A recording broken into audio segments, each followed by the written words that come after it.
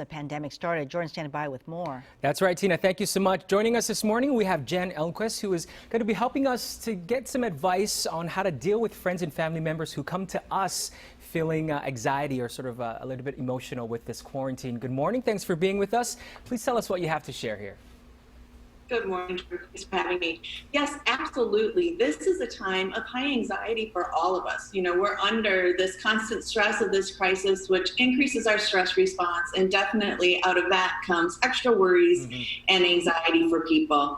And oftentimes when our friends and family members are not feeling great, we are the support system that they come to. Absolutely. So what happens if a friend called you on the phone, or maybe even if it's a parent, and they're under, a lot of stress and pressure, anxiety? What's your best tip or your first number one tip to help them sort of get through that? Well, the first thing I always tell people when someone you care about comes to you with a concern is encourage them to talk to you. Thank them for coming to you. You know, it's hard to be vulnerable and it takes bravery sometimes to share our worries with each other. I know. And the second one, you say ask them what they're worried about. Allow them to speak to you, right? Instead of you asking sort of everything.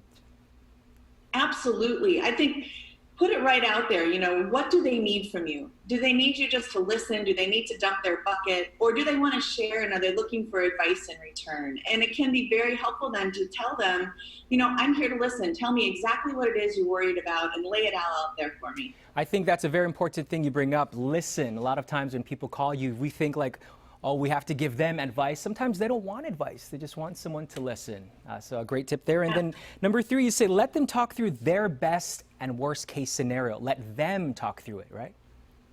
Absolutely. And I would ask that question. I would say, you know, share with me with your concerns you have right now. What's the best case scenario through this? And then what's the worst case scenario? What's the one that you find yourself ruminating about again and again?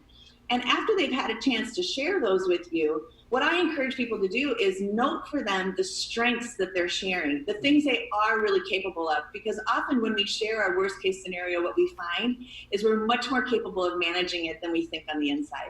Absolutely. And lastly, I really like this tip because after you speak with your friend and family, let them sort of get it off, their chest and their mind. You say, allow them to talk about something that they're grateful for. Bring it back to the positive.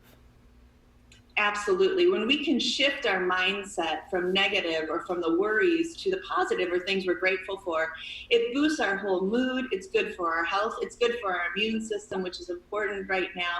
And it's helpful to take your friend or family member from what they're captive to with their worries and help them focus on things that make them feel better. So I say even ask them to tell you what they're looking forward to doing with you once the quarantine is over. What are the things that make them laugh? What are their favorite memories that they really cherish with you? That is fantastic. Jen, I know we had a short amount of time, but all of your tips today have been very, very helpful to us and our viewers at home. You are the director of Lifetime Mind. We have the website on our screen and it'll be posted on our website if you'd like to learn more and reach out to Jen this morning to find out how you can help your friends and family at home. We got more coming up on Good Day. Stay with us.